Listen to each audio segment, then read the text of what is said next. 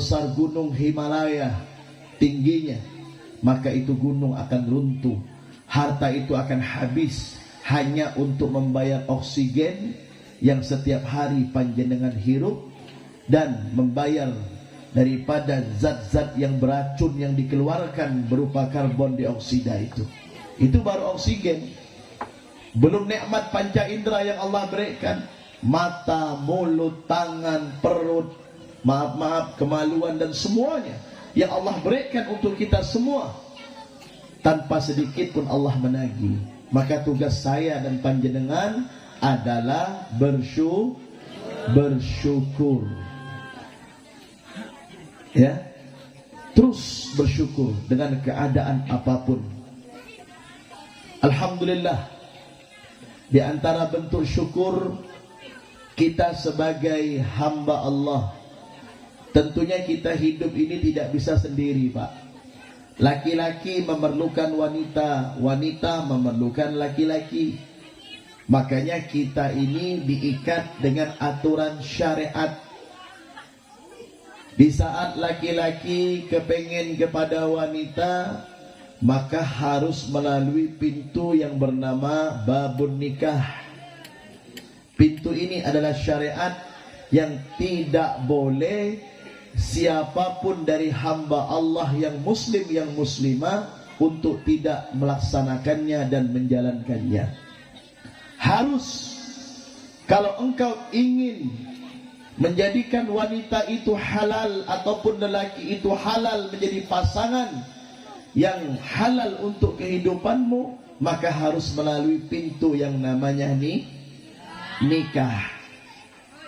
Karena nikah ini adalah pintu yang paling terbaik untuk menyelamatkan diri seseorang dan diri dari kaum laki-laki dan perempuan daripada lembah perzinahan. Itu bentuk syukur tuh, ya. Makanya perempuan itu diberikan anugerah oleh Allah yang tidak dimiliki oleh para kaum laki-laki seperti kita, Pak. Perempuan itu punya satu pintu yang bernama babur rahmah, pintu kasih sayang.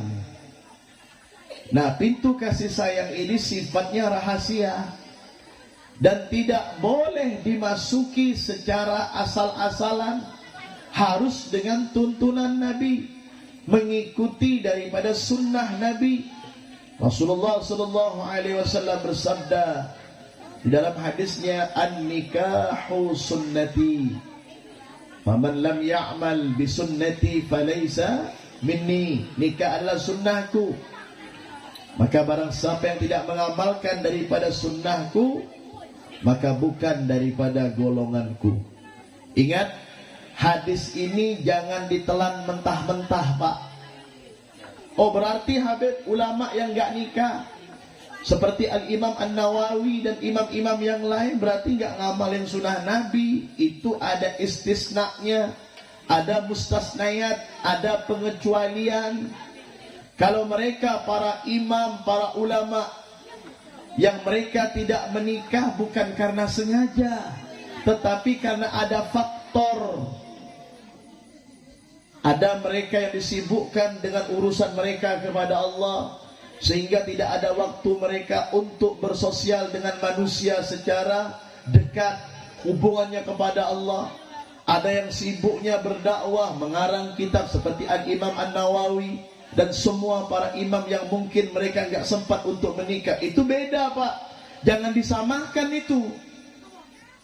Ya, makanya kita di saat mendengarkan hadis, membaca hadis, harus kita fahami tekstual daripada hadis dan makna daripada hadis tersebut.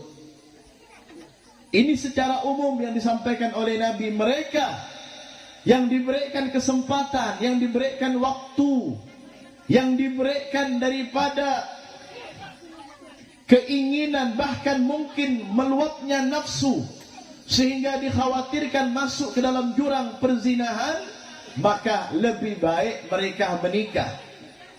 Ada kesempatan mereka, ada waktu mereka, diberikan sehat, zahir batinnya sehat, tetapi mereka enggak mau menikah. Maka ini yang termasuk kata Nabi, man lam ya'mal bisunnati.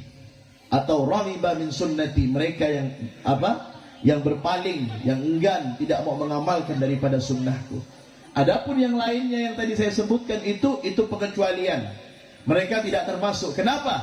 Karena mereka disibukkan dengan urusan mereka kepada Allah. Karena urusan kepada Allah itu jauh lebih penting daripada urusan manusia. Model-model seperti saya, seperti panjenengan semua ini, tentunya kita ini lebih dititik beratkan untuk urusan yang seperti ini. Maka jika ada kesempatan nikah, ya kan, panjenengan diberikan nafsu oleh Allah, maka nafsu ini yang diinginkan oleh Allah adalah nafsul mutmainnah, nafsu yang tenang, nafsu yang terarah, bukan nafsu lawamah, apalagi nafsu ammaratu bisu', na'udzubillah min dzalik. Nafsul mutmainnah ini akan terarah di saat sampean telah melaksanakan yang namanya pernikahan. Ya. Wa min ayatihi an khalaqalakum min anfusikum azwaja. Dari tanda-tanda kebesaran Allah Subhanahu wa taala, Allah telah menciptakan untuk kalian, hei kaum pria, azwaja, yaitu para istri. Allah ciptakan para istri ini untuk apa? Kenapa kita harus menikah, tretan? Litaskunu ilaiha, agar panjenengan merasa tenang dan nyaman hidup bersama istri. Ya, tenang Pak. Mon kayak laki beda ni bini Pak, beda perempuan, beda istri yang halal, itu tenang Pak. Apalagi sampai banyak itu istrinya, makin tambah tenang itu. Ya, walaupun awal prosesnya ribut, tapi semakin banyak semakin tenang. Kok Habib bahas seperti ini ya, mau diapain, harus dibahas. Ya, memangnya Habib udah lebih dari satu? Enggak, cuman saya ini ya menyampaikan apa yang benar sudah. Betul nggak Ustaz? Thank you. Dibenerin aja semua, thank you aja, selamat sudah. Ya. Jadi istri ini membuat kita tenang. Ya, istri yang bagaimana Habib? Istri yang taat kepada Allah, istri yang mudah diatur, istri yang enak diajak berkomunikasi, istri yang nyaman untuk digauli dalam zahir maupun batin. Ini Pak. Makanya yang baru menikah itu, yang lagi duduk itu, ya sekarang tidak tenang dia. Bukan tidak tenang dengan istrinya, karena semakin melihat wajah istri, dia tidak tenang karena kepengen cepat-cepat pengajiannya selesai, Pak. Thank you. Thank you. Iya. Bukan karena istrinya insya Allah soleha itu, tapi laki-laki ini semakin melihat wanita yang halal, semakin deg-degan. Makanya saya ingat, saya punya guru namanya Kiai Hasan Basri yang ada di Bangil, Pak. Waktu itu saya ziarah sama beliau. Waktu acara alumnian Multaqa, saya ziarah kepada salah satu guru kami, guru bahasa Arab, orang Madura beliau, Pak, Kiai Hasan Basri. Ya, wajahnya enak dilihat itu. Mungkin sebagian sudah tahu yang di Dalwa. Beliau ngomong apa sama kami nih, Pak? Dia ngomong, ye, dia bilang sama kami ini, karena kami ini muridnya panggil ye, kadang-kadang Habib dipanggil ye, dia bilang, kalau ente lihat istri ente pertama kali, kemudian jantung ente dak duk, itu istri pertanda istri yang soleha. Oh begitu Kiai? Iya. Ente lihat istri ente sudah mulai nggak tenang, kepengen ngajak ke dalam aja, dak duk, jantung berdebar gitu. Sampai berdebar enggak, Pak? Sampai berdebar? Sampai lihat itu istri berdebar enggak? Berdebar kan? Nah, soleha berarti. Mau nengok istri biasa. Aduh, dua aja. Yang ngelihat nggak normal, yang dilihat mungkin terlalu kalem. Allahumma shalli ala Muhammad. Makanya kalau kita sudah ada pasangan, kemudian yang halal ya, kita lihat dia itu berdebar jantung kita. Bahkan buru Roma ini berdiri, Pak. Allah. Allah. Itu Masya Allah sudah. Ya, Masya Allah. Kepengennya dunia itu hanya dia berdua saja, tidak ada orang lain. Ya. Makanya kalau pengajian Walimatul Urus ini, Pak, saya sudah bisa mendeteksi dan ini sesuai dengan pengalaman. Apa, Beb? Bukan mengkasyaf ya. Kalau mengkasyaf itu urusan wali Allah. Mendeteksi, meraba-raba, meramal. Bukan saya ahli ramal, tidak. Orang yang paling tidak fokus mendengarkan pengajian habib ataupun kiai atau ustadz adalah pengantin. Ah, benar. Betul lah. Karena mereka fokus kepada satu bab sudah. Apa babnya? Bagaimana ini pintu babur rahmah bisa terbuka dengan baik. Betul. Nah, tugasnya laki-laki yang sudah mengatakan qabiltu nikahaha wa tazwijaha bil mahril madhkur, ataupun saya terima nikahnya fulana binti fulan dengan seperangkat alat sholat dibayar kredit tunai, maka pada saat itu nggak ada lain pikiran laki-laki itu. Ini laki-laki yang normal ini. Bagaimana babur rahmah itu bisa terbuka dengan baik sesuai dengan tuntunan Nabi. Makanya nih bini, sampai ini orang paling beruntung sedunia. Kenapa, Beb? Karena sampai diberikan oleh Allah babur rahmah. Karena babur rahmah itu tidak boleh dimasuki oleh siapapun. Hanya orang-orang khusus dan tertentu, orang-orang yang sudah terpilih dan dipilih, orang-orang yang sesuai masuk di dalam kategori dan memenuhi daripada persyaratan. Kalau tidak, maka haram hukumnya. Makanya, siapa nama pengantin laki-laki? Abdul Muiz ya? Panjenengan mon masuk pintu babur rahmah, ketuk dulu. Paham? Sampean akan lihat tapi mikir sampean. Ini untuk pengantin lama juga. Bukan hanya beliau, panjenengan juga. Masuk pintu babur rahmah, ketuk dulu. Ketuknya pakai apa? Apa ketuknya? Pakai dorong. La haula wala quwata illa billahil aliyil azim. Pakai dorong. Ente ini suka main gerobak sih, main dorong aja. Ya ada benarnya juga, tapi banyak salahnya. Pakai doa. Apa doanya? Ente udah kawin nih. Siapa yang udah kawin pemain hadroh? Belum. Tapi wajah-wajah sampai sudah kayak udah nikah semua. Apa yang dipikirkan?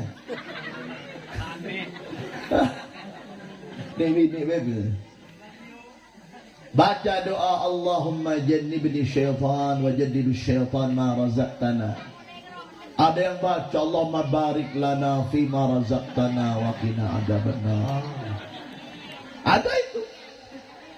Saya tanya kenapa ente baca doa itu? Kan saya mau makan gitu. Ya ada benar juga, tapi salah menempatkan Kiai Jamin. Salah menempatkan itu. Iya.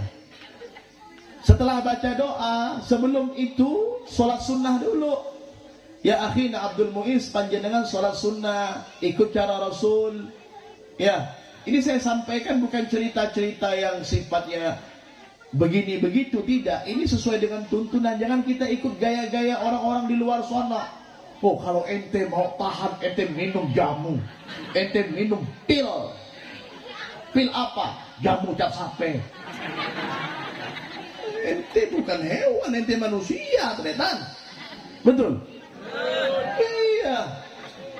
Caranya gimana? Ikut tuntunan Nabi. Bagaimana Nabi Muhammad menggauli istrinya. Nisa'ukum harsul lakum. Ya, perempuan kalian itu adalah ladang kalian. Ya, maka bagaimana cara kita menggarap ladang itu? Gak boleh sembarangan. Cangkulnya harus punya sendiri. Gak boleh minjam dengan orang, apalagi curi. Betul? Cangkulnya harus steril. Cangkulnya harus tajam, punya sendiri. Kan begitu. Sampai jangan akal terus, ini dengarin omongan saya. Saya ini ngomongnya yang benar ini. Kadang ketawa nggak apa-apa, tapi mikir. Tanahnya dirapikan dulu, dibersihkan dulu. Ada cacing nggak, ada ulat nggak? Ya, paham? Karena sampai akan di situ akan menanam benih. Ya tentunya benihnya sampai harapkan bisa tumbuh dengan baik, bobot, bebet, bibit yang baik. Kan begitu. Setelah itu apa? Sholat sunnah. Sholat sunnah hajat. Sholat sunnah hajat ya. Sampaikan pengantin baru, sholat sunnah hajat dulu. Mandi, bersih, sholat sunnah dulu. Tidak usah banyak-banyak sampai sholat sunnah. Jangan sampai 100 rakaat, kesian. Takut ladangnya kena tikus lagi. Ya, takut tumbuh rumput lagi ladangnya. Cukup 2 rakaat, 4 rakaat, minta sama Allah, ya Allah, mudah-mudahan ladangku ini nanti ditanami benih-benih yang soleh-soleha, ya Allah. Minta sama Allah. Ya. Setelah itu hadirin wal hadirat yang dirahmati Allah Subhanahu wa taala, sampean kecup tuh kening istri sunnah. Kecup kening istri, yang istri cium tangan suami. Tabarukan ta'aduban, cium tangan suami. Dan laki-laki tersebut memegang kepala istrinya. Nah, baru saat itu melaksanakan tugas ibadahnya sesuai dengan tuntunan Nabi Muhammad sallallahu alaihi wasallam. Ya, barulah babur rahmah itu diizinkan oleh kalian wahai kaum pria yang sudah halal baginya istri itu, untuk kalian buka dengan cara yang diajarkan oleh Nabi Muhammad sallallahu alaihi wasallam. Ya, kenapa?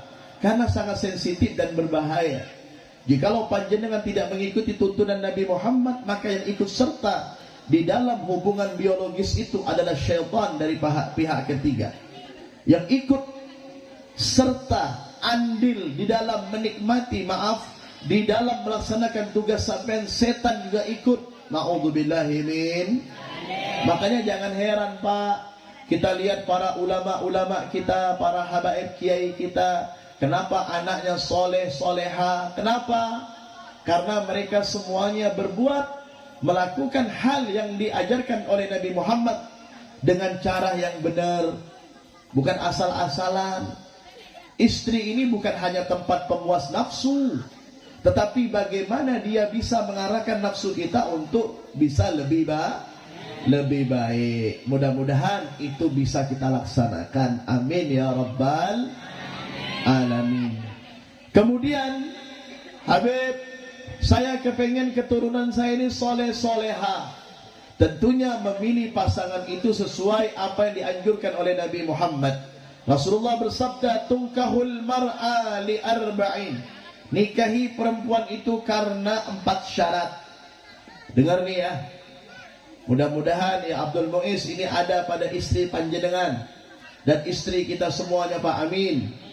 Dan tidak ada kata-kata terlambat untuk mendidik kita punya istri. Selama hayat masih dikandung badan, tidak ada kata-kata terlambat. Walaupun anak sampean sudah 7 atau 11, bisa masih dididik selama sampean masih sehat, masih hidup, masih segar. Didik istrinya dengan 4 tadi itu, tunkahul mar'ah. Dan ini juga pesan bagi para tim hadroh yang ingin mencari istri, cari dengan 4 sifat ini. Apa itu? Yang pertama, li jamaliha. Cari istri itu karena kecantikannya. Maksudnya bukan hanya wajahnya yang cantik, tetapi hati dan akhlaknya yang cantik. Terkadang di akhir zaman ini zaman kan penuh dengan editan Pak. Mencari perempuan melalui Facebook, mencari perempuan melalui Instagram, mencari perempuan melalui media, tanpa pernah bertanya kepada para ulama dan kiai, tanpa pernah minta istikharah dengan mereka. Sehingga di saat mendapatkan itu wanita tidak sesuai dengan keinginan, sehingga keluar kata-kata, saya kira sampean cantik lek, rupanya coba. Lah itu di Facebook kok sampean cantik, itu sudah diedit 1000 kali Pak. Saya punya foto nih Pak, foto saya ini tidak sesuai dengan yang aslinya, lebih ganteng asli ketimbang yang di foto itu, betul enggak? Mau sampai enggak ngomong betul pulang saya. Kan begitu. Semua sekarang ini serba edit. Iya enggak? Kadang-kadang ini macam-macam. Ada laki-laki yang enggak punya kumis diberi kumis. Dia edit kan? Itu ada aplikasinya ya. Enggak ada brewok diberi brewok. Ya, oke lah itu.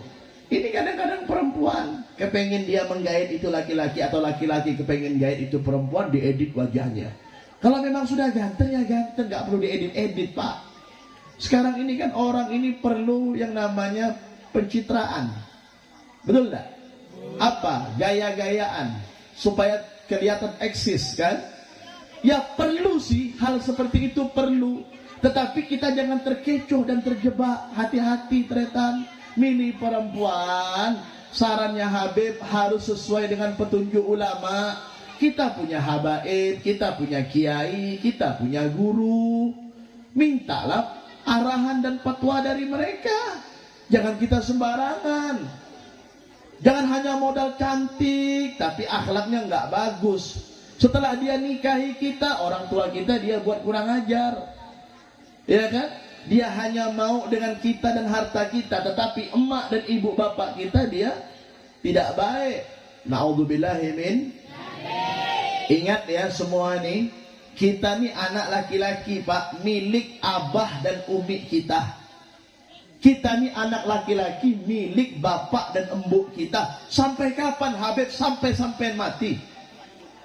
Nggak bisa, kita nih milik orang tua kita. Sekalipun sampean sudah beranak, cucu, cicit, buyut, selama orang tua sampean masih hidup, masih ada, tetap sampean milik orang tua sampean, anak laki-laki. Mon anak nih bini, di saat sudah qabil tu nikah, sudah milik lakinya sudah. Dari ujung rambut sebikuk-bikuknya milik suami sudah. Iya kan? Itu sudah milik suami, nggak ada urusan orang tua sudah. Ya kan begitu. Beda dengan kita anak laki-laki, milik orang tua kita. Jangan sampai kau ajarkan istrimu untuk tidak taat kepada kedua orang tuamu, dan sebaliknya dirimu juga harus taat kepada mertuamu. Abukum thalath. Bapakmu kata Nabi Muhammad, orang tuamu itu ada 3. Abul ladzi yu'allimuk, orang tua yang mengajarimu ilmu agama. Para kiai, para ustadz, para pengasuh pesantren, itu orang tuamu. Wa abuka alladzi tazawwaja binta, dan orang tua yang kau nikahi anaknya. Ya? Wa abuka alladzi waladatka, dan orang tua yang telah melahirkanmu, orang tua kandungmu. 3 orang tua ini tidak akan pernah putus. 2 yang tidak pernah putus daripada nasab, ya. Yang 2 ini adalah nasab daripada hubungan anak, hubungan darah antara anak dengan orang tua. Ada hubungan darah yang dia pernah menikahi daripada anak orang tua tersebut. Dan yang ketiga adalah hubungan nasab keilmuan, yaitu para guru kita, para ulama kita. Ini nggak bisa kita katakan mereka adalah mantan, tidak ada. Orang tua kandung tetap orang tua kandung, tidak ada mantan orang tua kandung. Mertua tetap mertua, tidak ada mantan mertua. Sekalipun maaf panjenengan bercerai hidup, bercerai mati dengan anaknya, itu orang tua sampean adalah mahram. Mertua sampean adalah mahram yang tidak boleh sampean nikahi. Sekalipun mertua sampean lebih muda daripada anaknya, tidak boleh ente menikahi mertua sampean, walaupun sampean sudah bercerai hidup maupun bercerai mati. Dan yang ketiga adalah gurumu, kiaimu, ustadzmu yang telah mengajarimu ilmu agama, yang nasab keilmuannya sampai tidak akan pernah putus. Makanya tidak ada istilahnya mantan guru saya, mantan kiai saya. Ya, kiai tetap kiaimu, walaupun hanya mengajarkan alif ba ta tha, tetap itu gurumu. Subhanallah, ya. Nah, makanya kecantikan ini perlu. Kecantikan zahir ini juga perlu. Untuk apa? Membuat semangat si laki-laki. Lihat istrinya cantik, jaguknya berbelah, pipinya ada lubang. Apa istilahnya lubang ini? Ada apa namanya? Lesung pipit. Ya. Ada jaguknya berbelah, lesung pipit, hidungnya mancung, kulitnya putih. Semangat kita, Pak. Janganlah cari istri terlalu jelek-jelek, benar. Ya susah juga, Pak. Katanya Habib kan yang penting kecantikan hatinya. Iya, itu yang menjadi utama. Tetapi kecantikan muka juga harus, Pak. Menjelek tuh, ya Allah. Apa cerita? Mau gandengnya pun malas. Betul? Mau bawa ke konjangan undangan pun malas. Kenapa tidak bawa istri ente? Coba. Kan tidak enak. Atau sampai cari laki yang ganteng lah. Ya walaupun tidak seperti Sahrukan, Amir Khan. Ya setidak-tidaknya lah yang kira-kira buat sampai itu betah begitu. Kita ini mencari pasangan, saya ajarin sama sampean semuanya. Dengerin nih, sebenarnya saya nggak mau buka ini. Ini rahasia pabrik, Pak. Sampean mencari pasangan itu bukan hanya sekedar ganteng, cantik. Yang paling ghali, yang paling larang, mahal itu adalah ngangenin. Ente paham gak bahasa ngangenin? Apa kocak mencurinya? Yang buat sampean kerong terus. Mau sampean pisah 1 menit kerong sampean. Ente teriak-teriak kenapa? Jadi buat sampean cari pasangan yang buat sampai tuh kerong terus ngangenin. Kalau orang Jakarta bilang, kalau gue nggak lihat lu 1 menit aja kangen. Ada orang yang ganteng cantik tapi bosanin. Apa bosan bahasa Maduranya? Hah? Tobuh. Tobuk. Inilah kenapa Habib Fahmi selalu bertanya kepada translate. Kamu hidup, Pak. Kamu hidup ada, Pak. Kamu hidup ada, Pak. Saya nggak berani ngomong pakai mikrofon lagi, lep, Pak. Beden lep, Pak. Ipah nonton ini. Selamat malam, Pak. Nonton dia di rumah sana. Karena ini labnya resmi, Pak. Mahabbat TV langsung nih disiarkan. Ya jangan lupa subscribe and like. Allahumma shalli ala Muhammad. Ya, jadi cari pasangan itu yang membuat sampai betah. Lihat dia betah, ya. Kepengen nggak keluar rumah? Ya kalau keluar rumah pun hanya bekerja cari nafkah, habis itu kembali lagi. Ya, lain kalau niatnya kepengen cari lagi, itu nggak tahu saya. Ya Allahumma shalli ala Muhammad. Ya, kan begitu. Subhanallah. Ya, yang kedua, lihasabiha, limaliha. Ada hartanya, Pak. Nih bini itu kalau ada hartanya untuk perjuangan. Seperti siapa? Sayyidah Khadijatul Kubra. Nabi Muhammad nikah dengan beliau bukan karena harta, tetapi ini perempuan sadar diri. Dia tahu ini laki-laki yang dinikahi, laki-laki number 1, laki-laki yang paling utama, paling mulia, yaitu Nabi Muhammad. Tentunya perjuangan Nabi Muhammad ini bisa mulus, ya. Harus wasilahnya, perantaranya harus punya untuk mengantarkan perjuangan ini agar mulus, Pak. Sebenarnya Nabi Muhammad nggak perlu itu semuanya, tetapi ini sebagai percontohan untuk kita bahwa kita ini perlu ikhtiar. Nggak mungkin saya bisa sampai ke Karanganyar ini, Pak, ke Reto ini kalau saya berenang, Pak. Harus pakai speedboat mesin 18. Walaupun saya dengar katanya mesin 40, 18 tidak apa-apa, laju sudah. Ya, harus pakai speedboat, Pak. Dari pondok ke Parit 19 saya tidak mungkin jalan kaki, apalagi pakai sepeda, harus pakai mobil. Itu perantara, Pak. Sebenarnya bisa aja kalau jalan kaki ya, tapi besok pagi baru ketemu saya. Kan begitu, Pak. Betul. Nah, seperti itu, Pak. Perantara. Sayyidah Khadijah menikahi Rasulullah atau sebaliknya, harta diberikan. Sampai-sampai Siti Khadijah mengatakan, "Ya Rasulullah, seandainya aku wafat duluan, kemudian perjuanganmu masih panjang dan hartaku udah habis untuk perjuangan agamamu, bukan untuk pribadi Nabi, tapi untuk perjuangan Nabi Muhammad, maka kau gali kuburanku. Jikalau ada tulang menulang, kau jadikan jembatan untuk meneruskan perjuangan dakwahmu, wahai Nabi Muhammad." Saking paham dan mengertinya Sayyidatuna Khadijah kepada baginda Rasulullah sallallahu alaihi wasallam. Qabiltu nikahaha tazwijaha bil mahril madhkur. Qabiltu nikahaha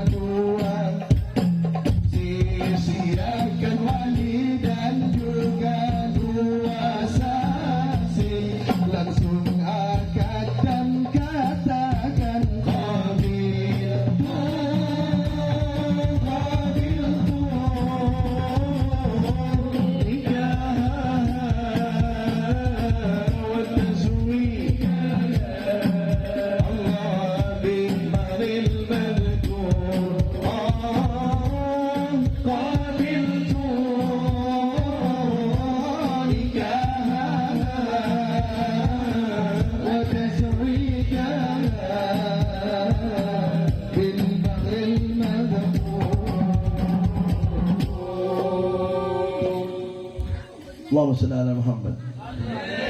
Dan yang kedua, wali hasabiha, keturunan. Ya, keturunannya yang baik. Usahakan tidak sampai masuk di dalam ya jurang perzinahan. Dihindari itu. Cari keturunan baik dari sebelah laki-laki maupun perempuan. Karena ini berpengaruh, Pak. Makanya ada istilah kita sekarang, bobot bibit bebet itu harus baik, harus itu, ya. Apalagi sampai mendapatkan keturunan kiai, keturunan para habaib, keturunan para masyayikh, ya itu. Kalau nggak bisa itu, yang terpenting keturunannya baik-baik, bukan melakukan bentuk daripada kriminal, kejahatan, kemaksiatan, jauhkan itu. Makanya hati-hati, ya. Terutama yang perempuan, cari laki-laki yang baik, ya, baik akhlak. Intinya manusia itu kelihatan baik karena akhlak, bukan karena hanya penampilan. Ya, penampilan itu bisa ditata. Keadaan kita ini bisa diedit. Tadi saya sudah ngomong, ya. Selain kita memiliki daripada akhlak juga ilmu agama minimal itu mengerti akan syariat tentang mengaji Quran, sholat, istinja. Mereka paham tentang bab haid, bab nifas.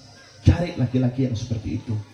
Tidak dapat laki-lakinya sampai suruh belajar, datangkan ke para ulama, kiai, ke ustadz untuk belajar tentang bab-bab masalah pernikahan ini.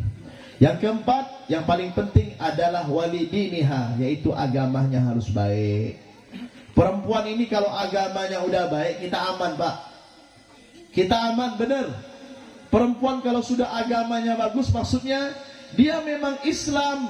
Ya, dia memang Islam, tapi betul-betul muslimah dia. Dia takut kalau dia ingin membuka auratnya kepada orang lain, mau ngomong dengan laki-laki lain, dia takut, Pak. Kalau ada tamu laki-laki di rumahnya sementara suaminya nggak ada, dia nggak mau bukain pintu. Walaupun ada orang menggedor dengan kalimat Assalamualaikum, tetap jawab salamnya dijawab dari dalam rumah, dan dia tidak memberanikan dirinya untuk buka pintu. Dan dia akan mengatakan, maaf Pak, suami saya tidak ada di rumah, saya tidak bisa bukakan pintu. Ini perempuan yang baik, bukan sombong itu. Itu perempuan yang baik. Nah, ini perlu diperhatikan nih. Dengarkan semua, wahai kaum bapak ibu yang memiliki anak perempuan yang anaknya sudah dinikahkan dengan laki-laki. Kalau seandainya anak sampean sudah menikah, kemudian dia berkata seperti ini, Pak, Bu, maaf, sekarang saya ini mentaati perintah suami saya. Yang penting perintahnya itu positif, baik ya. Perintahnya yang mengarahkan ridho Allah, maka itu wajib untuk didukung oleh orang tua. Contoh seperti ini, Pak. Ya. Di saat ada kegiatan ataupun acara semisalnya, kemudian si anak kita yang telah kita nikahkan tersebut, semisalnya ini, Pak, kita ajak dia ke rumah kita, tetapi suaminya belum mengizinkan, maka orang tua itu tidak boleh memaksa itu anak. Kemudian anaknya mengatakan, maaf Pak, Bu, saya belum bisa keluar karena suami saya belum mengizinkan. Karena belum ada perintah dari suami saya, maka sampean beruntung, itu anak adalah anak yang baik, yang taat kepada lakinya, karena dia sadar surga dia berada di bawah telapak kaki lakinya. Ini kadang-kadang kan ada orang tua yang nggak paham. Kau ini kurang ajar, keneng belet sampean. Ibu capek-capek melahirkan sampean. Bapakmu banting tulang, lintang kukang, siang jadi malam, malam jadi siang, carikan duit untuk sampean. Baru nikah seminggu sampean tidak mau keluar dari rumah, padahal ibu yang ngajak. Padahal si anak udah mengatakan, Bu, maaf, Pak, maaf, saya belum bisa keluar rumah karena suami saya belum pulang. Saya telepon suami saya belum ngangkat. Saya WA suami saya belum balas. Berarti belum ada izin. Maaf Pak, Bu, saya belum bisa keluar. Ibu dan bapak jangan marah. Berarti dia melaksanakan perintah lakinya. Di saat anak itu sudah menikah atau perempuan itu sudah dinikahi, berarti sepenuhnya milik suami. Jikalau itu anak keluar tanpa izin suami, sekalipun orang tuanya ridho, tetap mendapatkan laknat dari Allah Subhanahu wa ta'ala. Tolong didengar ini. Ini banyak yang salah persepsi. Bukan berarti anak itu kurang ajar kepada sampean, tidak. Tetapi dia lebih menjunjung tinggi ketaatan kepada lakinya. Kenapa? Karena surga dia berada di bawah telapak kaki lakinya. Beda dengan kita laki-laki, Pak. Ya, kita laki-laki dipanggil oleh ibu kita, itu segera. Dipanggil oleh bapak kita, segera. Ya, berkabarlah sebagai adab. Ya. Apa perlu izin resmi, Beb? Enggak, tapi adab kita, suami yang baik izinlah. Adab kita sebagai suami kepada istri, kita dipanggil oleh bapak saya, oleh emak saya, yuk, ayo. Enggak ada kata-kata tunda, kecuali dalam keadaan terdesak, sakit, enggak bisa kemana-mana, atau di luar kota, itu beda. Paham ya? Ini syariat, Pak. Harus disampaikan, ulama wajib menyampaikan ini, supaya apa? Supaya paham itu umat. Ya, ini syariat. Nah, makanya agama itu perlu. Setelah agama laki-laki dan perempuan itu baik, maka kata Nabi Muhammad, fasbar bizatiddin taribat yadak. Kalau sudah agama itu baik, maka semuanya akan ikut baik. Tapi kalau sudah agamanya rusak, kecantikan dan yang lain-lainnya juga akan merembet ikut rusak. Na'udzubillahi min dzalik. Yang kedua, yang terakhir sebelum saya tutup, yang kedua, yang terakhir ya, untuk menjadikan rumah tangga kita rumah tangga yang betul-betul barokah, baiti jannati, mendapatkan keturunan yang soleh soleha, bagaimana kita memberikan nafkah kepada istri kita, Pak. Sekarang istri adalah makmum, sampai kapanpun mereka adalah makmum. Ya, makmum itu bagusnya satu apa ramai? Sholat. Kalau makmum sholat berjamaah bagusnya ramai apa? Apa satu, Pak? Kalau dalam rumah? Satu. Ya udahlah Bu, satu. Udah terlanjur ramai, Beb. Alhamdulillah. Makin banyak yang ngocokkan amin, kan begitu. Menurut saya cukup satu amin, ya kan? Makin banyak ngucapin amin, makin berarti aman sudah. Ya. Bu, suami sampean ini, Bu, ya. Sampean sebagai istri, sebagai makmum harus mengingatkan imam. Kalau imamnya itu batal, diingatkan, Bang, sampean batal. Kalau imamnya lagi buang angin, sampean ingatkan. Artinya apa? Ini kiasan. Jikalau dia khilaf, sampean ingatkan, Bang, sampean cari nafkah untuk saya, tolong antarkan nafkah itu nafkah yang halal. Uang yang halal, PC yang halal, obeng yang halal. Jangan kau berikan saya dan calon anak kita di perut saya nih, Bang, uang yang tidak halal. Khawatir saya dan anak kita nanti lahir menjadi orang yang tidak baik, Bang. Paham ya, Bu? Dan jangan menuntut laki, Bang, sampean bawa setiap bulan harus emas ya, Bang. Ini bulan November sampean belikan saya gelang. Bulan Desember lekuk, Bang, belikan saya kalung, Bang. Nanti tahun baru Januari jangan lupa bawa saya ke Bali, ke ini, ke itu, Bang. Saya nggak mau tahu, Bang. Mau sampean tidak mewujudkan keinginan saya, pulangkan saya ke rumah orang tua saya. Ya pulangkan aja kalau mau dengan istri kayak gitu. Betul enggak? Pot repot sampean, betul? Jangan menuntut suami, Pak, Bu, khawatir suaminya khilaf mata melakukan sesuatu yang dilarang oleh Allah. Na'udzubillahi min. Syukuri sudah. Yang diberikan oleh suami nikmati sudah. Apapun itu. Mau berapa duit yang diberikan, mau berapa harta yang dipersembahkan untuk sampean, terima. Yang penting ucapan sampean, yang penting ini halal barokah dari keringat sampean, dari kepak lelah sampean, Bang. Saya bersyukur dan berterima kasih. Begitu istri yang baik. Paham ya, Le ya? Ya, ini penting ya. Karena sumber kebaikan itu tergantung pada makanan. Orang bisa taat tergantung makanannya, halal apa haram. Kalau dia makan yang halal, yang barokah, dia akan taat kepada Allah. Tapi sebaliknya, jikalau dia makan haram, khawatir dia mudah untuk melakukan daripada bentuk kemaksiatan. Wal iyadu billah. Mudah-mudahan Allah mengabulkan segala keinginan kita dari hal-hal duniawi kita, dan mudah-mudahan Allah menjadikan perkumpulan kita perkumpulan yang baik. Dan Habib doakan yang semoga yang sudah menikah Allah jadikan rumah tangganya mawaddah warahmah wasakinah. Dan itu juga doa untuk Habib dan keluarga, dan juga Allah Subhanahu wa taala menjadikan semua dari para pemuda-pemudi yang belum nikah, Allah jadikan ya mereka pasangan yang jodoh, yang soleh-solehah, sejodoh soleh-solehah. Yang masih jomblo-jomblo itu semoga cepat menikah. Ya, kesian yang jomblo-jomblo itu tidur sendiri.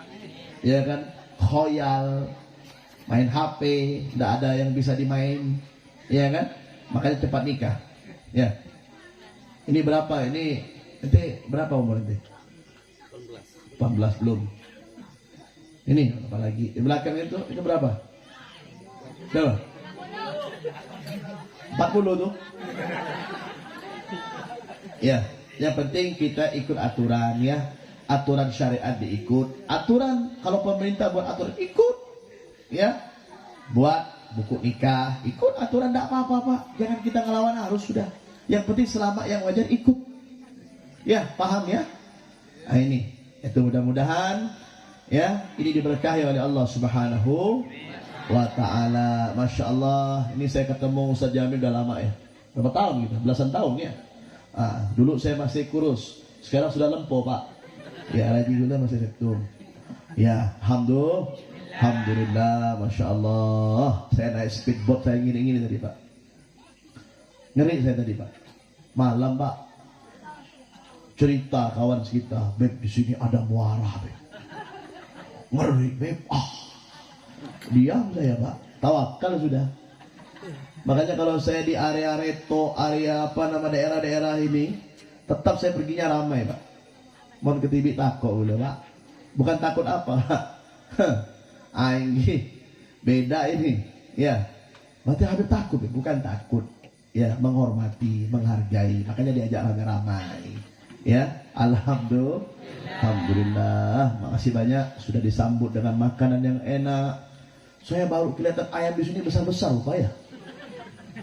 Saya kira pistol tadi. Besar ayamnya. Mari saya lihat, Allah Masya Allah. Ya, luar biasa. Luar biasa. Mudah-mudahan berkat tuan rumahnya cepat dapat cucu ya. Ya, saya mau nanya ke Abdul Muiz. Muiz, sampai boleh ke sini sebentar. Benar. Muiz dia berapa umur? Benar 40. Oh belum. Benar.